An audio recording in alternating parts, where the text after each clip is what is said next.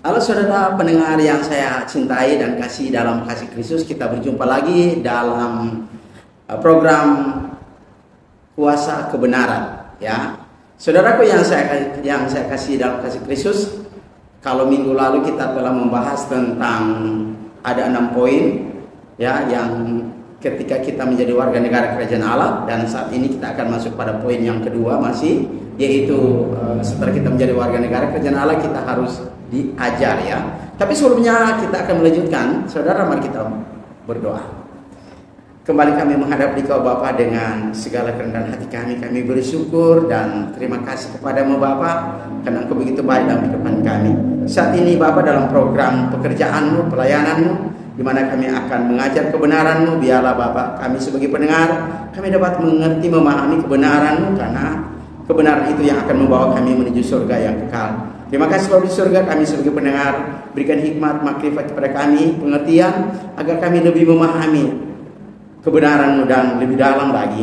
Dan bagi hamba-Mu sebagai pembawa firman, biarlah Bapak senantiasa menyertai hamba-Mu, ingatkan segala sesuatu yang hamba persiapkan, agar hamba dapat benar-benar dapat menyajikan, bersetuju dan sesuai dengan kebenaran firman-Mu. Pimpin acara ini dari awal hingga akhirnya dengan tidak kurang apapun. Dalam nama Yesus kami berdoa itu padamu. Amin.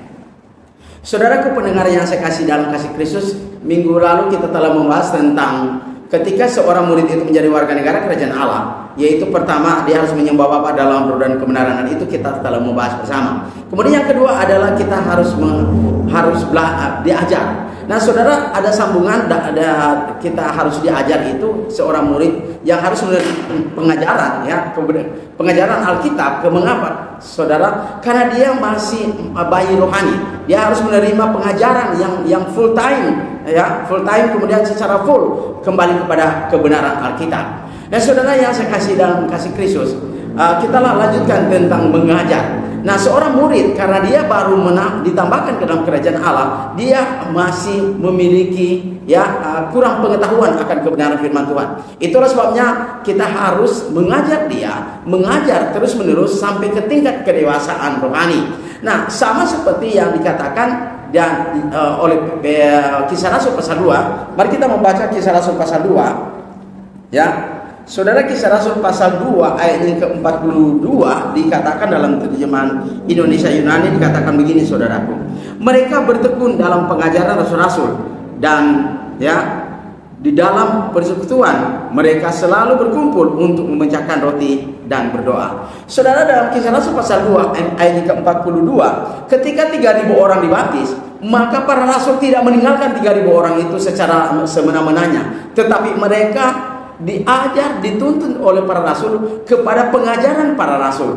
Saudara, yang menjadi pertanyaannya adalah mengapa disebut dengan pengajaran para rasul? Karena Yesus memberikan kepercayaan kepada para rasul tentang apa yang Yesus ajarkan kepada mereka dalam Matius 28 ayat 19 sampai 20 dan Markus 16 ayat ke-15 16. Itulah sebabnya saudaraku, pada saat ini para rasul harus mengajar kebenaran kepada 3.000 orang itu sampai ke tingkat kedewasaan rohani.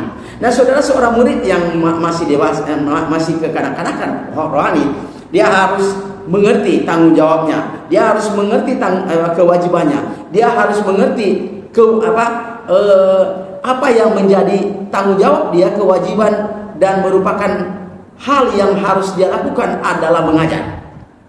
Saudara, mengapa dia harus mengajar setelah dia dibaptis dan dia ditambahkan Allah ke dalam kerajaan Allah? Menurut Kisah Rasul 2:47, dia harus mengajar atau memiliki tanggung jawab mengajar orang lain, karena dia harus berfungsi dalam kerajaan Allah. Karena ketika seorang murid tidak memiliki fungsi dalam kerajaan Allah, maka seorang murid itu salah dia menjadi warga negara kerajaan Allah. Itulah sangat penting ketika Yesus katakan menjadi murid Yesus, dia harus diajar kembali. Itu Matius 28 ayat ke-20. Dan saudara, kita tahu juga kedua adalah dalam Kisah Rasul pasal 2:42. Ketika 3.000 orang dibaptis, maka para rasul harus meng-follow up education-nya, melanjutkan pendidikan ke tingkat, ya, pengajaran para rasul itu. Apa tujuannya? Supaya murid itu dapat mengerti, memahami apa-apa yang harus dia lakukan, apa-apa yang harus menjadi tanggung jawabnya, apa yang menjadi kewajibannya, dan apa yang menjadi haknya. Nah, ketika dia diajar secara kontinu terus-menerus, maka dia harus tahu bahwa dia juga memiliki tanggung jawab untuk mengajar orang lain.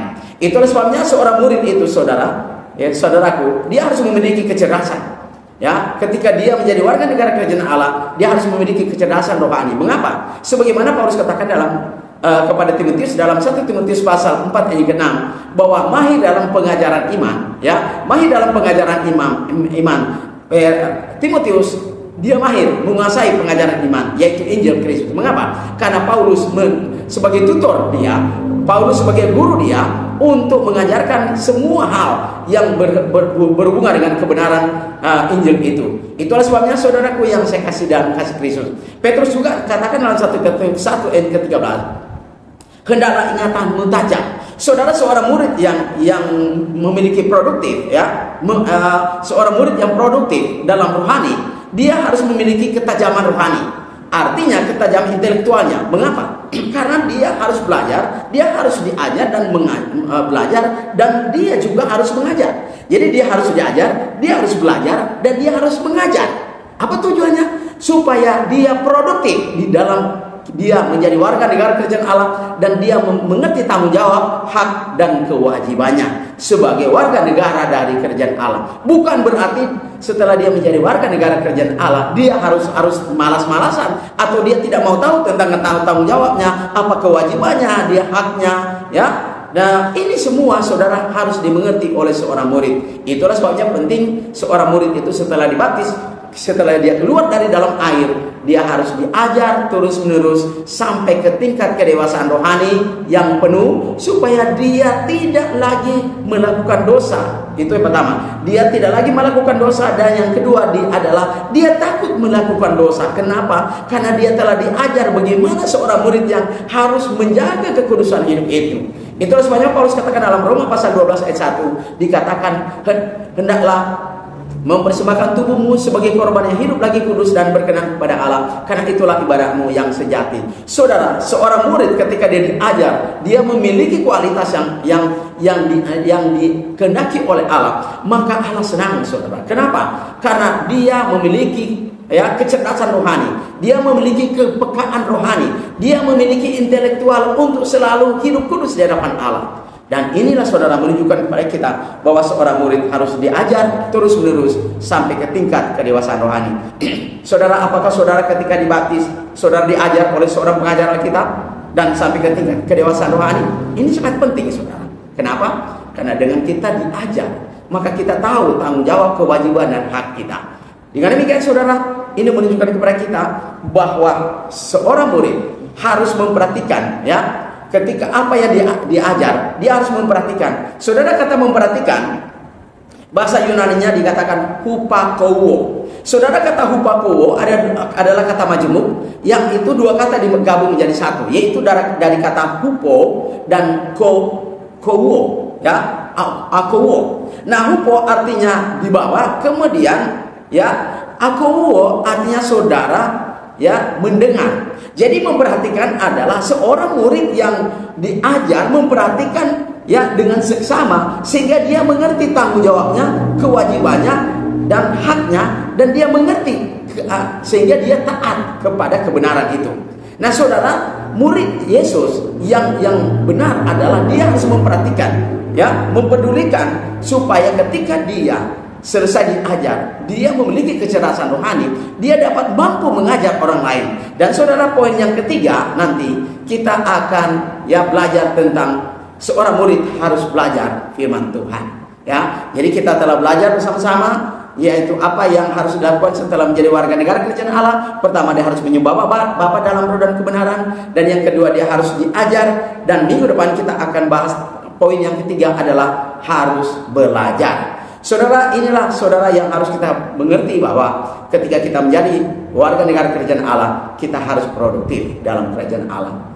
Amin. Tuhan memberkati. Saudaraku yang saya kasih dalam kasih Kristus, sebelum kita akan menutup acara ini, mari kita berdoa.